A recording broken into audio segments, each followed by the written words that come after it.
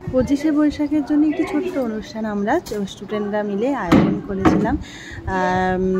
তো নিজেদের মতো করেই একটা ছোট্ট অনুষ্ঠান করেছিলাম, শুধু ঘরোয়া অনুষ্ঠান বলতে পারো। তো সেই অনুষ্ঠানটা ভিডিও কিছু রেখেছিলাম, কিন্তু তোমাদের সাথে শেয়ার করে ওঠা হয়নি। আর সময় কত তাড়াতাড়ি চলে যায় দেখো। আজকে আবার সেই দিনটা হঠাৎ করে মনে পড়ছে, যে জন্মদিনটাতে আমরা কি আনন্দ করেছিলাম।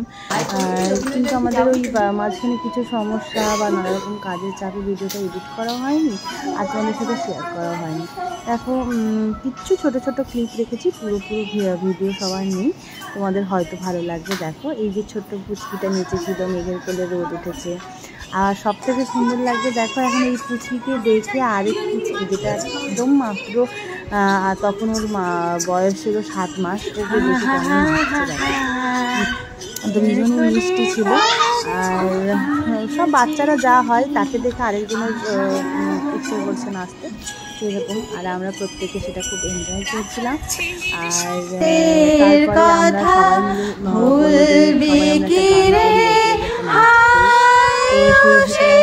চোখের দেখা প্রাণের কথা সে কি ভোলা যায়, পুরানো সেই দিনের কথা ভুলবি, চোখের দেখা প্রাণের কথা সে কি ভোলা যায়।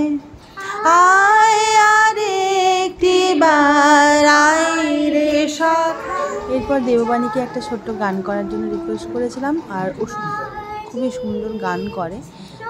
কিন্তু সেদিন আমাদের মিউজিকের যে ব্যাপারটা, হোম থিয়েটারটা কেন জানি না কাজ করছিল না, ওর মিউজিক দিয়ে যে গানটা করতো সেটা আর হলো না। ওর মতো করে যাই খালি গলাতে গান করলো, ও খুবই ভালো গান এরপর হচ্ছে যে গান করেছিল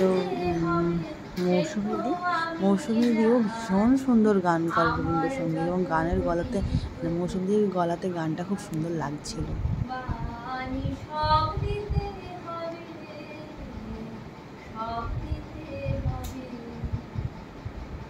আমার যে সব দিতে হবে সে তো আমি জানি, আমার যত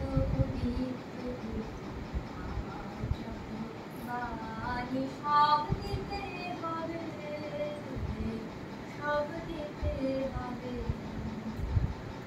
আমার চোখের যে দেখা আমার কানের। তারপর ঋতুকে নাচ করতে বলেছিলাম। আর সত্যি কথা বলে না, আগে কোনো প্ল্যানিং ছিল না আমাদের এই প্রোগ্রামটা, হঠাৎ করেই মনে হলো যে সবাই মিলে তো আমাদের এক জায়গায় হওয়া হয় না। তো সেই সময় যেহেতু আমার ক্লাস চলছিল এবং ক্লাসের শেষ দিন আমরা একটা মিটিং অনুষ্ঠান করে থাকি, তো সেই অনুষ্ঠানটা কেন এইভাবে নয়, এই জন্যই আমরা সেই দিনটা এইভাবে পালন করলাম আমাদের এতটা নিজেদের মতো করে। খুব ভালো লেগেছিলো এবং ভীষণ আনন্দ করেছি আমরা। তারপরে পুচকি এত সুন্দর কবিতা বলেছিল, কি মিষ্টি। ও ভাবে মা এলো জুজু বুড়ি, যদি রাগ করি কখনো মাথা নেড়ে চোখ নাড়িয়ে বকি, তোমার খুবই কি আমি গরু মশাই, ও আমাকে চেঁচিয়ে বলে দাদা, তোমার খুবই চাঁদ ধরতে চায়, কলেজ কেউ বলে যে মা গানুস, তোমার তোমরা জানিও কেমন লাগছে। তারপর সবাই মিলে আবার একটা গান করতে ইচ্ছে হলো, গান করলাম সবাই মিলে।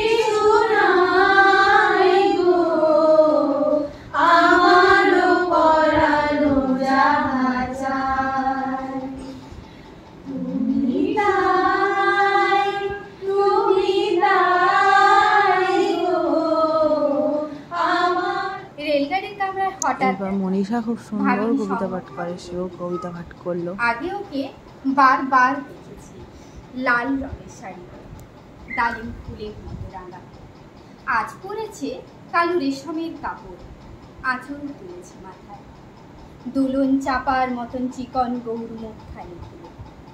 মনে হলো কালো রঙের একটা গভীর দূরত্ব ঘনিয়ে নিয়েছে নিজের চারিদিকে, যে দূরত্ব সর্ষে ক্ষেতের শেষ সীমানায়। শালবনের নীলাঞ্জনে থমকে গেল আমার মন। চেনা লোককে দেখলে অচেনার গান পেয়েছে। হঠাৎ খবরের কাগজ পড়ে গিয়ে আমাকে করলে নমস্কার। সমাজবিধির পথ গেল। তারপর আমি একটা গান করেছিলাম, কিন্তু তোমরা সবাই ভুল ত্রুটি মার্জনা করবে অবশ্যই, কারণ আমি খুব একটা ভালো পারি না এবং জানিও না। তাও সেদিন করতে ইচ্ছে করছিল। সবাই আমরা টুকটাক তো অল্প বিস্তর গান জানি, তাই এত সুন্দর করে যখন একটা ঘরোয়া অনুষ্ঠান হচ্ছে সেখানে একটু গান করবো না? যেগুলো এমনিই ভালো লাগার যে গানগুলো, সেগুলো তো সবসময় আমরা গুনগুন করি, সেই গানটা একটু করেছিলাম। এই ছিল আমাদের সেই দিন। তোমাদের কেমন লাগলো জানাবে অবশ্যই।